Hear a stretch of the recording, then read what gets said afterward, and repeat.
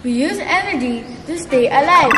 Our day-to-day activities are dependent on the use of electricity. How do I conserve energy? I turn off the lights whenever it is not needed. We use energy-saving light bulbs. I shut off the computer whenever I do not use it. We do not use octopus wiring connections.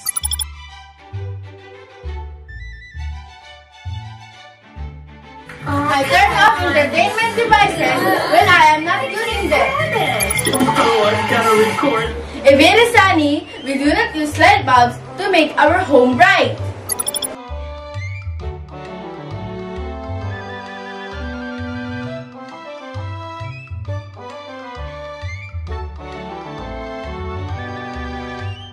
I unplug the charger when it is not being used. The appliances we use are Energy Star compliant. I do not use cooling appliances like fan and air conditioning when it is cold. We do not iron clothes. Instead, we fold them properly and perfectly. This is how we fold our clothes. These are the handkerchiefs, Riona's clothes, Adraina's clothes, and mine. Narito ang chart ng enerhiya at mga iba't ibang uri nito. Mechanical, chemical, liwanag, electrical, static, tunog, thermal, at nuclear. Ang enerhiya ay ang kakayahang gumawa ng trabaho. Ang mekanikal na enerhiya ay ang kapangyarihan na nakukuha ng isang bagay mula sa posisyon at paggalaw nito.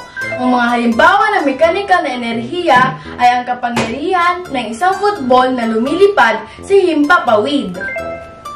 Ang enerhiyang kemikal ay enerhiya na nakaimbak sa mga bono ng mga kemikal na compound.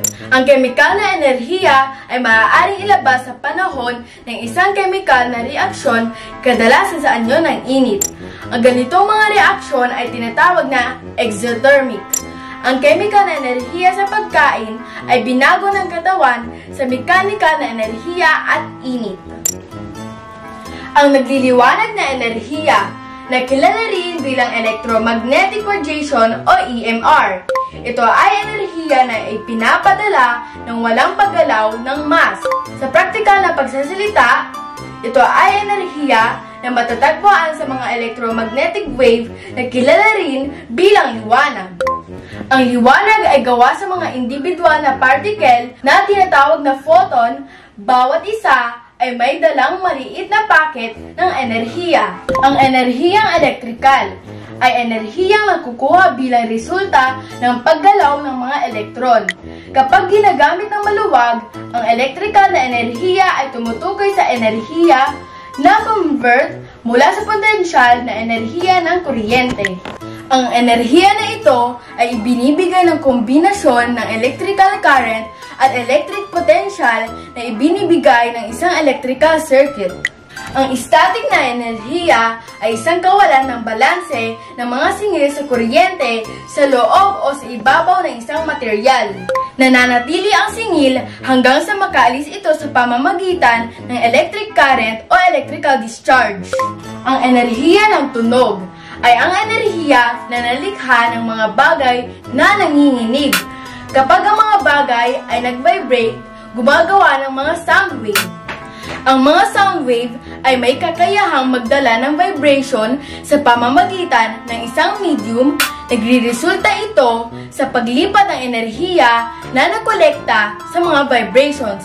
Hindi tulad ng liwanag, ang tunog ay nangangailangan ng daluyan tulad ng gas, solid o likido upang dumaan. Tinatawag din itong enerhiya ng init. Ang thermal na enerhiya ay isang anyo ng enerhiya na naroroon sa lahat dahil sa paggalaw ng mga molekula. Ang araw at ang init mula sa bulkan ay mga halimbawa ng thermal energy. Ang mga bagay ay binubuo ng molekulang gumagalaw. Ang pinagmumula ng enerhiya para sa paggalaw ng mga molekulang ito ay thermal energy. Ang enerhiyang nuklear ay enerhiya na inilalabas sa panahon ng nuclear fusion o nuclear fission. Ang nuclear fission at nuclear fusion ay mga halimbawa ng nuclear reaction na ginagamit upang magkabuo ng kuryente at lumikha ng mga sandata ng malawakang pagkawasak. Ang paggamit ng nuclear energy sa ating bansa ay pinagbabawal ng ating konstitusyon. Ang nuclear energy power plant sa Bataan ay isinara para sa mga kadahilanang pangkaligtasan bago ito maging operasyonal at upang maiwasan ang mga gastos at pisikal na pangan. Appliances use electricity. Watts is the unit of measurement for electrical appliances. Watts refers to the amount of total electrical power drawn by an item. Here are the appliances that I usually use at home. What are their accompanying energy consumption? Flat iron, 1000 watts. Hair dryer, 1000 watts. Study lamp, 11 watts. Electric fan, 68 watts. Laptop, 65 watts. Television, 160 watts. Toaster, 800 watts. Microwave oven, 1200 watts. Coffee maker, 800 watts. Which appliance consumes the most energy? Which one consumes the least? Based from my table, the microwave consumes the most energy. It has 1200 watts, while the study lamp consumes the least. It has 11 watts.